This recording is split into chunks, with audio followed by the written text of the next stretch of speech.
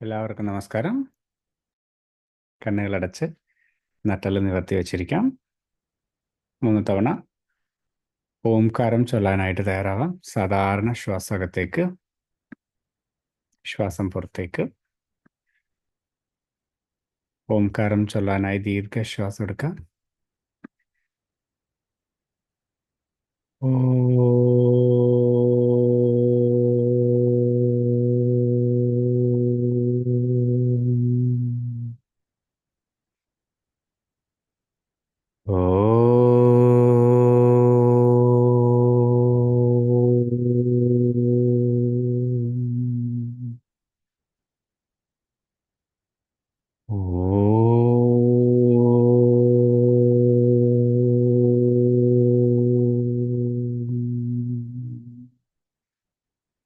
गुरुर्ब्रह्मा गुरुर्विष्णु गुरुर्देवो महेश्वरः गुरुर्साक्षात् परब्रह्म तस्मै श्रीगुरवे नमः.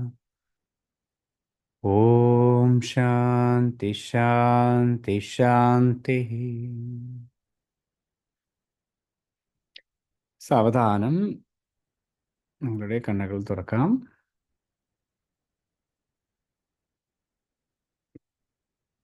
നമസ്കാരം. ജയ് ഗുരുദേവ്. സുഖമാണ് എല്ലാവർക്കും? ഹാപ്പിയാണോ?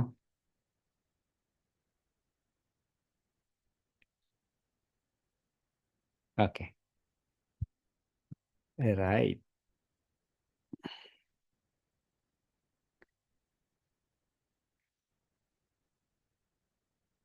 ഓക്കെ, നമുക്കിന്ന് സെഷനിലേക്ക് കിടക്കാം. യെസ്. അപ്പോൾ ഇന്നത്തെ വരികളുടെ മുമ്പ് ഒരു കാര്യം നമ്മൾ ഓർമ്മിച്ചിരിക്കണം, അല്ലെങ്കിൽ നമുക്ക് തിരിച്ചറിഞ്ഞ് അറിവുണ്ടായിരിക്കണം. എന്ന് വെച്ചാൽ, ആർക്കാണ് യഥാർത്ഥത്തിൽ സ്വാതന്ത്ര്യം വേണ്ടത് എന്ന് ചോദിച്ചാൽ, ബ്രിട്ടീഷുകാരിവിടെ ഇന്ത്യക്ക് സ്വാതന്ത്ര്യം വേണം എന്ന് പറഞ്ഞപ്പോൾ അവരെന്ന് പിടിച്ചോ എന്ന് കണ്ട് തന്നിട്ട് പോയതാണോ, അതോ ഇവിടെ സ്വാതന്ത്ര്യ സമരം നടന്നിട്ടുണ്ടായിരുന്നു. അപ്പോൾ ആരാണോ ആവശ്യപ്പെടുന്നത്, ആവശ്യക്കാർ, അതിനുവേണ്ടി പ്രയത്നിക്കുന്നവർക്ക് സ്വാതന്ത്ര്യം കിട്ടും. ഇല്ല, എൻ്റെ ജീവിതം ഇങ്ങനെയാണ്, ഞാൻ അടിമയാണ്, ഇതിന് അങ്ങനെ ഇരിക്കുക എന്ന് വെച്ച് കഴിഞ്ഞാൽ കിട്ടിയിരിക്കില്ല. അറ്റ്ലീസ്റ്റ് ഉള്ളിൽ എന്ത് വേണം? സ്വാതന്ത്ര്യം വേണമെന്ന ലക്ഷ്യമെങ്കിലും വേണം, അല്ലെങ്കിൽ വേണമെന്ന അറിവെങ്കിലും വേണം. എനിക്ക് സ്വാതന്ത്ര്യം വേണം എന്ന് ഉള്ളിലൊരു തോന്നലെങ്കിലും വേണം, അല്ലേ? മിനിമം അതെങ്കിലും വേണ്ടേ? ആ തോന്നലില്ലാത്ത ആൾക്കാരെയൊക്കെ കൊണ്ടുപോയിട്ട് നമ്മൾ സ്വാതന്ത്ര്യ സമരത്തിന് വിളിച്ചു കഴിഞ്ഞാൽ കാര്യം നടക്കുമോ? സ്വാതന്ത്ര്യ സമര പോരാട്ടം നടക്കുകയാണ്. അപ്പോൾ കുറേ ആൾക്കാരനെ ഇപ്പം നമ്മുടെ ബംഗാളികളെയൊക്കെ പരിപാടി നടത്തുമ്പോൾ ഇങ്ങനെ കൈയടിക്കാൻ ഇരുത്തുന്നത് പോലെ കൊണ്ടുവരുന്ന പരിപാടിക്ക് വിളിച്ചു കഴിഞ്ഞാൽ അവർ വരുമോ? അല്ലേ? കുറച്ച് ആൾക്കാരെയൊക്കെ ഇപ്പം അങ്ങനെയാണ്. തമിഴ്നാട്ടിലൊക്കെ ഒരു രാഷ്ട്രീയ പരിപാടിയൊക്കെ കേരളത്തിലുണ്ട് തോന്നുന്നു. ഉണ്ടോ ചോദിച്ചു കഴിഞ്ഞാൽ 400 രൂപയോ 600 രൂപയും ഭക്ഷണവും കൊടുത്തു കഴിഞ്ഞാൽ ഒരു ദിവസത്തെ ജോലി പോലെ അവർ വന്ന് രാഷ്ട്രീയക്കാരൻ പറയുന്ന കാര്യത്തിനൊക്കെ കൈയടിക്കുക, ഇരിക്കുക, ആളായിട്ടിരിക്കുക, നല്ല ഡ്രസ്സൊക്കെ ഇരിക്കുന്ന പരിപാടി. അതെല്ലാവിടെയും നടക്കുന്ന ഒരു പരിപാടിയാണ്. അതുപോലെ പോവും. അപ്പോൾ എന്താണ് ആദ്യമായിട്ട് വേണം? നമുക്ക് സ്വാതന്ത്ര്യം വേണമെന്ന് തോന്നുക. സ്വാതന്ത്ര്യം ആർക്കാണ് വേണം തോന്നുന്നത്? അതുകൂടെ ഒരു ചോദ്യമാണ്. ആർക്കാണ് സ്വാതന്ത്ര്യം വേണമെന്ന് തോന്നുക? ഒരാളെ പോലീസ് അറസ്റ്റ് ചെയ്തു. അയാൾ എന്തോ കുറ്റകൃത്യം ചെയ്തുകൊണ്ട്. അയാൾക്ക് എന്താ പണിയെന്ന് ചോദിച്ചാൽ, കുംഭകർണനെ പോലെയാണ്, ജയിലിൽ കിടന്നുറങ്ങുക. ആൾക്ക് ഉറങ്ങാൻ നല്ല ഇഷ്ടമാണ്. ഭക്ഷണം കഴിക്കാൻ എണീക്കും, അത് കഴിഞ്ഞാൽ ഭക്ഷണം കഴിച്ചാൽ കിടന്നുറങ്ങും. അങ്ങനെയുള്ള വ്യക്തിക്ക് സ്വാതന്ത്ര്യം ഇവിടെ ആവശ്യമുണ്ടോ? അയാൾക്ക് ആവശ്യമുണ്ടോ? ഉണ്ടോ?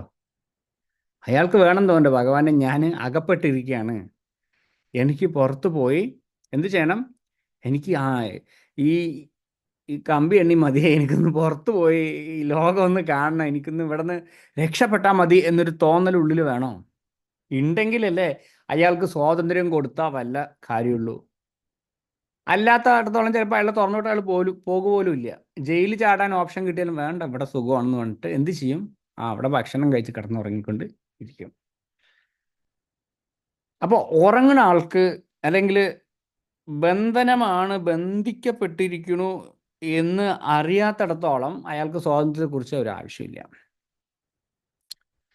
അപ്പം നമ്മൾ ബന്ധിക്കപ്പെട്ടിരിക്കുകയാണ്, നമുക്ക് കഷ്ടമുണ്ട്, വേദനയുണ്ട്, ദുഃഖമുണ്ട്, വിഷമമുണ്ട് എന്നൊക്കെ പറയുന്ന ഒരു കാറ്റഗറി നമുക്ക് ജീവിതത്തിൽ ഇതൊക്കെ അനുഭവിച്ചിട്ടുണ്ട്. വേദനയും ദുഃഖമൊക്കെ അനുഭവിക്കാത്ത ആൾക്കാരുണ്ടോ? ഉണ്ടോ? ആരെങ്കിലും ഉണ്ടെങ്കിൽ ഒന്ന് പറയണേ. വേദന അനുഭവിക്കാനുള്ള ഞാൻ കുറച്ച് പരിപാടികൾ പറഞ്ഞുതരാം. അങ്ങനെ ഇരിക്കാൻ പറ്റില്ല. നമുക്ക് ശാരീരികമായിട്ട് നോക്കൂ, ശാരീരികമായിട്ട് നമുക്ക് ഭക്ഷണം, ശരീരത്തിന് ആവശ്യമായ ഭക്ഷണം, എല്ലാ സുഖ സൗകര്യങ്ങൾ ചെയ്തു തന്നാലും മനസ്സ് പ്രശ്നം ഉണ്ടാക്കും. നോക്കൂ, എല്ലാ സൗകര്യമുള്ള ആൾ സമാധാനമായി ഇരിക്കണ്ടേ? ശ്രദ്ധിച്ചു നോക്കൂ, എല്ലാ സുഖ സൗകര്യങ്ങളും നേടിയെടുത്ത ആൾ, അല്ലെങ്കിൽ ഭൗതികമായിട്ട് വെൽ സെറ്റിൽഡ് ആയ ആള് സമാധാനമായിട്ട് ഇരിക്കണോ വേണ്ടയോ? നമ്മളുടെ കാഴ്ചപ്പാടിൽ എല്ലാം ഉണ്ട്, ഒന്നിനും ഒരു കുറവില്ല എന്ന് പറയുന്ന ആൾക്കാർ ഒരുപാട് പേരില്ലേ? ഉണ്ടോ ഇല്ലയോ? ഉണ്ടോ ഇല്ലയോ? ഇതൊക്കെ ബുദ്ധിയെ ചോദ്യം ചെയ്യുന്ന ക്വസ്റ്റ്യൻ ആണ്. ബുദ്ധിപൂർവ്വം ചിന്തിക്കുക. ആധ്യാത്മികത അവിടെ ഇരിക്കട്ടെ ആദ്യം. ഏ സ്പിരിച്വാലിറ്റി അവിടെ ഇരിക്കട്ടെ, ദൈവവും ഭഗവാനും ഗോവിന്ദനൊക്കെ അവിടെ ഇരിക്കട്ടെ. നമുക്ക് ആദ്യം കാര്യത്തിലേക്ക് വരാം. അപ്പോൾ അങ്ങനത്തെ ആൾക്കാരുണ്ടോ ഇല്ലയോ? എല്ലാ സുഖ സൗകര്യവും ഉണ്ട്, എങ്കിലും അവർക്ക് ജീവിതത്തിൽ മനസ്സ് പ്രശ്നം ഉണ്ടാക്കി വേദന ഉണ്ടാക്കണം. അത് വ്യാധിയായിട്ട് മാറും. അല്ല, ഇരുന്നിങ്ങനെ ചിന്തിക്കും, എൻ്റെ ജീവിതം എങ്ങനെയായിരുന്നു? അങ്ങനെ ചിന്തിച്ച് എന്ത് ചെയ്യും? അനാവശ്യമായ പ്രശ്നങ്ങൾ ഉണ്ടാക്കും. ഡിപ്രഷൻ പോലുള്ള ഒരുപാട്, അത് വേറെ ഒരുപാട് കാറ്റഗറി ഉണ്ട്. സൈക്യാട്രിയിൽ ഒരുപാട് വിഭാഗമുണ്ട്. ഇങ്ങനെ പണിയില്ലാത്തത് കൊണ്ട് പ്രശ്നം ഉണ്ടാക്കിയാൽ, ഒരു പണിയില്ലാത്തത് കൊണ്ട് ചിന്തിച്ച് പ്രശ്നം ഉണ്ടാക്കി ശരീരത്തിനും മനസ്സിനും. അങ്ങനെയാണെങ്കിൽ എത്ര തന്നെ സുഖം സൗകര്യങ്ങൾ നേടിയാലും എന്തെങ്കിലും വന്ന് ചേർന്ന് ജീവിതത്തിൽ ഇവിടെ പ്രശ്നമുണ്ടാവും. എല്ലാം ശരിയാക്കിയിട്ട് സുഖമായിരിക്കാം എന്ന് ആരെങ്കിലും വിചാരിച്ചു കഴിഞ്ഞാൽ അങ്ങനെ ഒരു സമയം വരാനില്ല. സുഖമായിരിക്കുന്ന ഒരു സമയം നമ്മൾ വിചാരിക്കും, ഓ എൻ്റെ കഷ്ടപ്പാടൊക്കെ ഒന്ന് മാറിയിട്ട് എനിക്ക് സമാധാനമായിരിക്കാം അല്ലേ? എല്ലാവരുടെ മനസ്സിലുണ്ടാവും എൻ്റെ കഷ്ടപ്പാട്, സാമ്പത്തിക ബുദ്ധിമുട്ടൊക്കെ മാറി, മക്കളെയൊക്കെ കല്യാണം കഴിച്ചു കൊടുത്ത്, അവരുടെ പേരക്കുട്ടികളെയൊക്കെ കണ്ട്, അങ്ങനെ ഇങ്ങനെ അത് ചെയ്ത്, അല്ലെങ്കിൽ ഞാൻ പുതിയ ജോലിയിലേക്ക് വേറെ അതിൽ പ്രവേശിച്ച്, എൻ്റെ റിട്ടയർമെൻറ്റ്, ഇങ്ങനെ ഒരുപാട് കാര്യങ്ങൾ മനസ്സിൽ വിചാരിച്ചിട്ട് നമ്മൾ വിചാരിച്ച പൈസയൊക്കെ ഉണ്ടാക്കി സമാധാനമായിരിക്കാന്ന് വെച്ചാൽ അപ്പം ഇരിക്കാൻ പറ്റില്ല. അപ്പോൾ സമാധാനമായിട്ട് ആർക്കും ഇരിക്കാൻ പറ്റില്ല. എന്തെന്ന് വെച്ചാൽ ഇതാണ് സംസാര ബന്ധനം. എന്താണ് സംസാര ബന്ധനം? സംസാരം നമ്മളെ ബന്ധിപ്പിച്ച് ഈ എല്ലാ കാര്യങ്ങളും നമ്മളെ സ്വാധീനിക്കുന്നത്. എന്തൊക്കെ സ്വാധീനിക്കുന്നുണ്ട്? പഞ്ചഭൂതങ്ങളാൽ നിർമ്മിതമായ ശരീരം ഈ പ്രകൃതി സ്വാധീനിക്കും, മനസ്സിനെ സ്വാധീനിക്കും, നമ്മുടെ എല്ലാത്തിനെയും സ്വാധീനിച്ചിട്ട് എന്ത് ചെയ്യുന്നു വെച്ചാൽ ഇങ്ങനെ ചെണ്ട കൊട്ടുന്നത് പോലെ ഇതെല്ലാം നമ്മളെ കൊട്ടിക്കൊണ്ടിരിക്കും. അപ്പോഴാണ് വളരെ മനോഹരമായ വരികൾ. പുനരഭി മരണം, അല്ല, പുനരഭി ജനനം, പുനരഭി മരണം, പുനരഭി ജനനീ ജഠരേ ശയനം, ഇഹ സംസാരേ ബഹുദുസ്താരേ കൃപയാം ആരെ പാഹിമുരാരെ.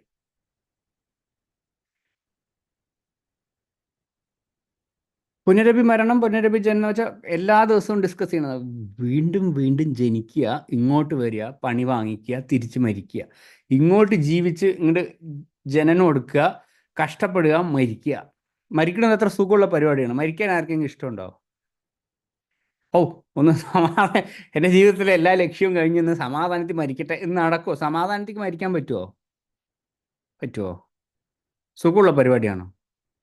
ജനനവും മരണവും അത്ര സുഖമുള്ള പരിപാടിയില്ല. അങ്ങനെയാണെങ്കിൽ ജനിച്ച കുഞ്ഞ് പുറത്ത് ജനിച്ച് അമ്മയുടെ വയറ്റിൽ നിന്ന് വന്ന് വാവ് എന്ന് പറയണ്ടേ? എന്ത് ചെയ്യും? കരയും അല്ലേ? ശ്വാസം എടുത്തപ്പോൾ മുതൽ അവിടെ തുടങ്ങി വേദന. ശ്വാസം ആദ്യമായിട്ട് കരയണത് കുട്ടി ശ്വാസം എടുക്കുമ്പോൾ ശ്വാസകോശം എക്സ്പാൻഡ് ആകുമ്പോഴാണ് ഇത്ര കരയാം. ഇനി എങ്ങാനും കുട്ടി കരഞ്ഞിട്ടില്ലെങ്കിൽ എന്ത് ചെയ്യുമെന്ന് അറിയോ നേഴ്സുമാർ? കണ്ടിട്ടുണ്ടോ? അടി ഒരു ഒന്നൊന്നര ജീവിതത്തിൽ വന്നപ്പോൾ മുതൽ അടി കിട്ടി. ഇനി എങ്ങാനും കരയാത്ത കുട്ടികളാണെങ്കിൽ കരയിച്ച് മുതുകത്ത് നല്ല പെട കിട്ടും, കരയിച്ചിട്ടേ വിടുള്ളൂ. അങ്ങനെ അവിടെ നിന്ന് അടി വാങ്ങാൻ തുടങ്ങി. ജീവിതത്തിൽ പിന്നെ ഓരോ ഘട്ടത്തിലും അടി വാങ്ങി അടി വാങ്ങി അടി വാങ്ങി ആരാൻ്റെ ചെണ്ട പോലെ വാങ്ങി വാങ്ങി വാങ്ങി വാങ്ങി അവസാനം ചാവുക, പിന്നെയും ജനിക്കുക, പിന്നെയും വാങ്ങിക്കുക, പിന്നെയും പോവുക. ഇതൊരു ശീലമാക്കി. ഇങ്ങനെ ഒരു സർക്കിളിൻ്റെ ഉള്ളിൽ, ഇങ്ങനെ ഒരു ചക്രത്തിൽ നമ്മൾ പെട്ടുകിടക്കുന്നത് നമുക്ക് അറിയുന്നുണ്ടോ എന്ന് ചോദിച്ചാൽ ആർക്കും അറിയില്ല.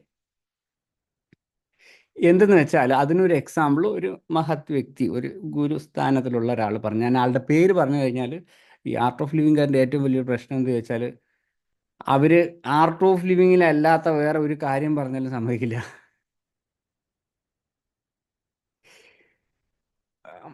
അത് കുറച്ച് പ്രശ്നമാണ്. അതായത് അതായത് ആര് ഇത് പറഞ്ഞാലും ഇതിലെ മാത്രമേ അവർ അക്സെപ്റ്റ് ചെയ്യുള്ളൂ. ഏത് പ്രസ്ഥാനത്തിലും അങ്ങനെയാണ്.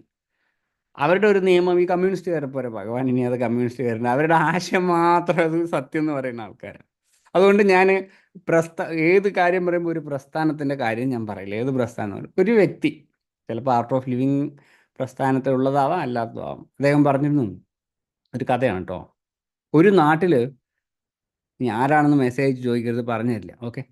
ഒരു നാട്ടിൽ ഒരു നാട്ടിൽ എങ്ങനെയെന്ന് വെച്ചാൽ എല്ലാവരും ആ ആ നാടിൻ്റെ പ്രത്യേകത തന്നെ, ജനിക്കുന്ന ആൾക്കാർക്കൊക്കെ ജന്മനാൽ തലവേദന ഉണ്ടാവും. എന്താണ് ജന്മനാൽ തലവേദനയോടെ ജനിക്കുക. തലവേദനയോടെ ജനിക്കുന്നത് കൊണ്ട് അവിടെ തലവേദന ഇല്ലാത്ത ഒരു മനുഷ്യനും ഇല്ല. അപ്പോൾ വേറെ ഒരു നാട്ടിൽ നിന്ന് ഒരാൾ തലവേദനയില്ലാതെ സമാധാനമായിട്ട് ആ വഴിയിൽ നടക്കണം കണ്ടപ്പോൾ ഇയാൾക്ക് ഭ്രാന്താണെന്ന് എല്ലാവരും കൂടെ വരുത്തി തീർന്നു. എന്തു പറഞ്ഞു? ഇയാൾക്ക് എന്തോ പ്രശ്നമുണ്ട്, ഇയാൾക്ക് തലവേദനയില്ല, ഇയാൾ സുഖമായിട്ട് നടക്കണം, ഇപ്പം എന്തോ പ്രശ്നമുണ്ട് എന്ന്. ഇതുപോലെയാണ് സംസാരത്തിൽ ബന്ധിക്കപ്പെട്ടിരിക്കുന്ന നമ്മൾ ജീവൻ മുക്തന്മാരെ കാണുമ്പോൾ ഭ്രാന്തന്മാരെന്ന് പറയാം. ആരാണത്തെ ഭ്രാന്തനെ, അയാൾക്ക് എത്ര നല്ല പേരുണ്ടായിരുന്നു, ആരാണത്തെ ഭ്രാന്തൻ എന്നാണ് വിളിക്കുന്നത്. ആത്മജ്ഞാനിയെ നാരായണത്തെ ഭ്രാന്തെന്ന് വിളിച്ചു അല്ലേ? അവിടെ നിന്ന് തുടങ്ങിയതാണ്. ചിലപ്പോൾ അത് അത് എഴുതിയതോ എന്തെങ്കിലും ആവാം, എങ്കിലും പറയാം അല്ലേ? നാരായണത്തെ ജ്ഞാനി, നാരായണത്തെ ഭ്രാന്ത് എന്ന് പറഞ്ഞു.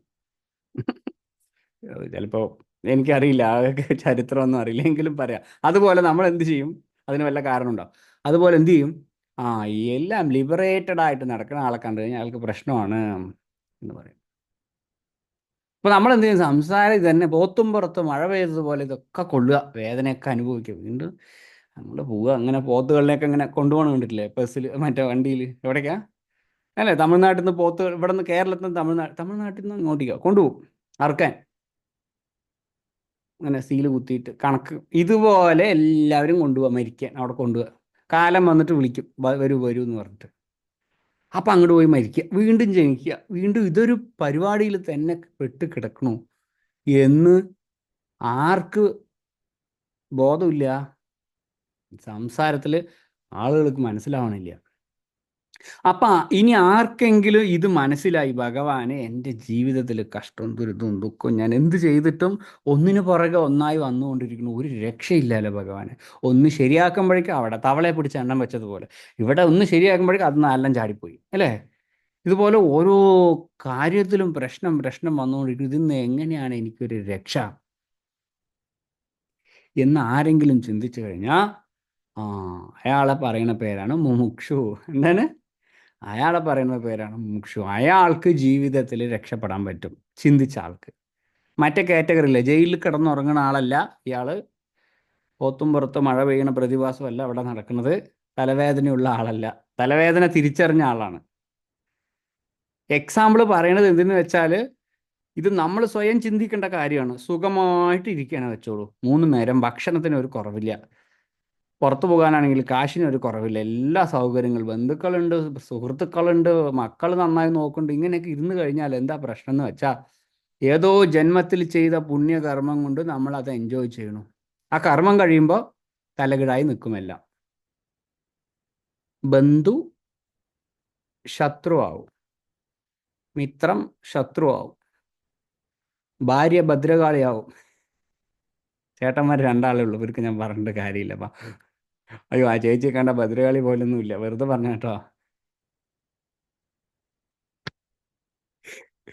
ഏ, മനസ്സിലായോ? ഞാൻ വെറുതെ ഒരു ഇതിന് പറഞ്ഞ. ഇതുപോലെ എല്ലാം മാറി മറിയും കർമ്മത്തിന്റെ ഗതി അനുസരിച്ചിട്ട്. അപ്പൊ എന്ത് ചെയ്യണം? ഇത് ഭഗവാനെ, ഇങ്ങനെ കുറേ കഷ്ടപ്പെട്ട് മതിയായി, എനിക്കിതിന് രക്ഷ വേണം, അതിന് ഞാൻ എന്ത് ചെയ്യണം എന്ന് ചോദിച്ചപ്പോൾ പറയുന്നു, യെസ്, മുരാരേ, മുരാരിയെ ഭജിക്കൂ, ജപം ചെയ്യൂ, ഭജൻ പാടൂ, നാമസങ്കീർത്തനം ചെയ്യൂ, എന്നെ രക്ഷിക്കും. ആര് രക്ഷിക്കും? ഈ ശരീരം തന്ന ആൾക്ക് രക്ഷിക്കാൻ പറ്റുള്ളൂ. ഈ ശരീരം തന്ന ആള്, ശരീരം തന്ന ആൾ ആരാണ്? ഈ ശരീരവും മനസ്സും ഇതൊക്കെ തന്ന ആളാണ്. ആ തന്ന വ്യക്തി, അയാൾ ഒരു തരത്തിൽ പ്രവർത്തിക്കാൻ നമുക്കൊരു കാര്യം പറഞ്ഞു തന്നിട്ടുണ്ട്, ഒരു ധർമ്മശാസ്ത്രം എങ്ങനെ പ്രവർത്തിക്കണമെന്ന്. അത് ഫോളോ ചെയ്യാത്തത് കൊണ്ടാണ് നമ്മുടെ പ്രശ്നം. എന്താണ്? എല്ലാത്തിനും ഒരു യൂസർ മാനുവൽ ഉണ്ടോ? ഉണ്ടോ? ടി വി, ടി വി ഇപ്പോൾ ആരാ വാങ്ങിക്കുന്നത്? ആരും വാങ്ങിക്കില്ല. മൊബൈൽ വാങ്ങിക്കുമ്പോൾ ഒരു യൂസർ മാനുവൽ കിട്ടും. ഇവിടെയാണ് ഇതിൻ്റെ സ്വിച്ച്, ഇവിടെയാണത്, ഇങ്ങനെ ഇത് അമർത്തി ആദ്യം ഡിസ്പ്ലേ വരും, സോഫ്റ്റ്വെയർ അപ്ഡേറ്റ് ചെയ്യണം, ഇങ്ങനെ പറഞ്ഞതുപോലെ. ഇതുപോലെ ഈ ശരീരത്തിനും നമ്മൾ എന്ന വ്യക്തിക്ക് എങ്ങനെ ജീവിക്കണം, എന്തൊക്കെയാണ് ലക്ഷ്യം, എങ്ങനെയൊക്കെ ചെയ്ത് ഇതെങ്ങനെ പൂർണ്ണമായി ഉപയോഗിക്കണം എന്നൊരു യൂസർ മാനുവൽ ഉണ്ട്, ധർമ്മശാസ്ത്രങ്ങൾ എന്ന് പറയും. അത് ഫോളോ ചെയ്യാത്തതുകൊണ്ടാണ് ജീവിതത്തിൽ ദുഃഖം ദുരിതം. അത് ഫോളോ ചെയ്ത് കഴിഞ്ഞാൽ കംപ്ലീറ്റ് ആയിട്ട് വരും. അതിൻ്റെ ഭാഗമാണ്, അതിലേറ്റവും ഉത്തമമായ ഭാഗമാണ് ഈ നമ്മൾ ചെയ്തുകൊണ്ടിരിക്കുന്ന ആധ്യാത്മിക സാധന. ഇതിൽ എന്തൊക്കെയുണ്ട്? എല്ലാം കവർ ആവണുണ്ട്.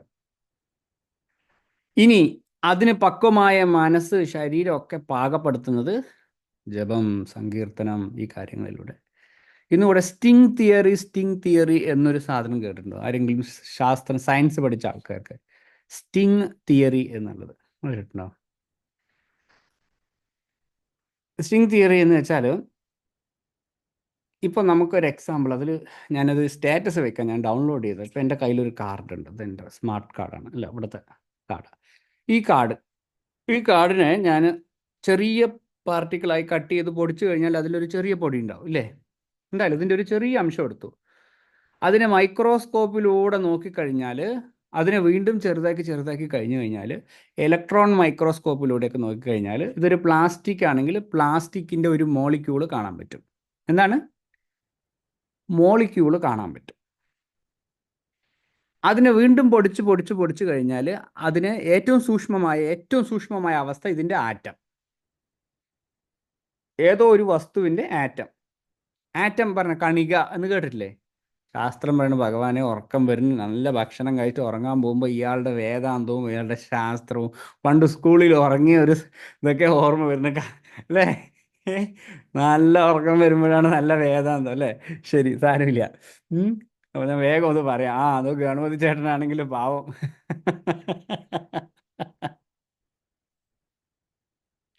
അതിൻ്റെ സിംറ്റംസ് ഒക്കെ കാണിച്ചു തുടങ്ങി. സാരമില്ല കേട്ടോ. ഓക്കെ.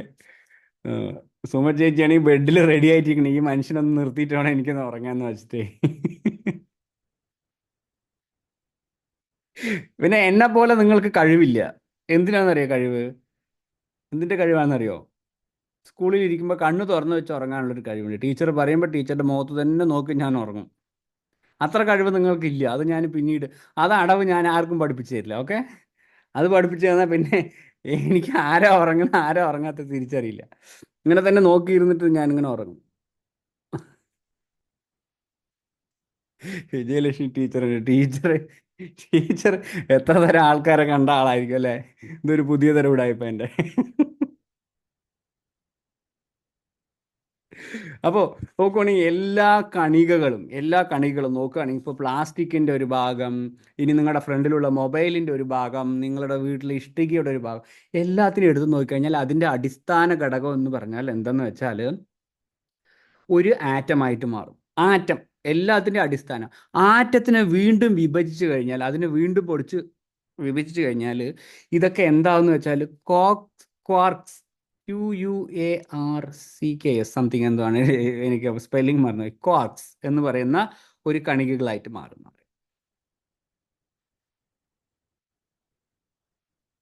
അതുകൊണ്ടാണ് അത്ര എല്ലാം ഉണ്ടാക്കിയിരിക്കുന്നത്.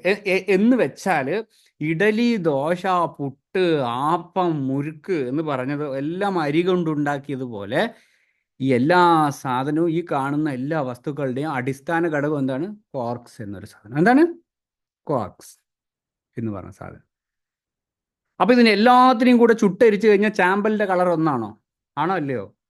എല്ലാ സാധനവും, മരവും പക്ഷികളെയും മൃഗത്തിനെയും എല്ലാം പിടിച്ച് ഒന്ന് ചുട്ടരിച്ചു കഴിഞ്ഞാൽ എന്താവും? ചാമ്പലിന്റെ കളർ ഒന്നാണോ? എല്ലാം ഒന്നായി. ഇതുപോലെ കോർക്സ് എന്ന് പറയുന്ന പദാർത്ഥം കൊണ്ടാണ് അത്ര എല്ലാത്തിൻ്റെയും ആറ്റം ഉണ്ടാക്കിയിരിക്കുന്നത്. ആറ്റങ്ങൾ ഉണ്ടാക്കിയിരിക്കുന്ന വസ്തു. ആ കോർക്സ് എന്ന് പറഞ്ഞ സാധനം വീണ്ടും വിഭജിച്ച് കഴിഞ്ഞ് നോക്കിയാൽ അവിടെ എന്താന്ന് ചോദിച്ചാൽ അവിടെ എനർജിയാണ് അത്ര. എങ്ങനെ? സ്റ്റിങ് എന്ന് പറയുന്നത് പോലെ ഒരു എനർജിയുടെ തരംഗമാണ്. അതിന് ശബ്ദം ഇപ്പൊ നമ്മളൊരു വയലിന് ഇങ്ങനെ ടിങ് എന്നാക്കി കഴിഞ്ഞാൽ ഒരു ശബ്ദത്തിന്റെ ഒരു എനർജി തരംഗം വരുന്നത് പോലെ എനർജിയുടെ ഒരു തരംഗം, ശബ്ദ തരംഗമാണെന്നാ പറയുന്നത്. അതല്ലേ നമ്മുടെ വേദത്തിലും പറഞ്ഞു, ഒരു ശബ്ദം, ഒരു ഓം എന്ന ശബ്ദം കൊണ്ട് എല്ലാം ഉണ്ടായി എന്നൊക്കെ പറയുന്നത്. എത്ര മനോഹരമാണ് ശാസ്ത്രത്തിനെ അവർ പറഞ്ഞിട്ടുള്ളത്.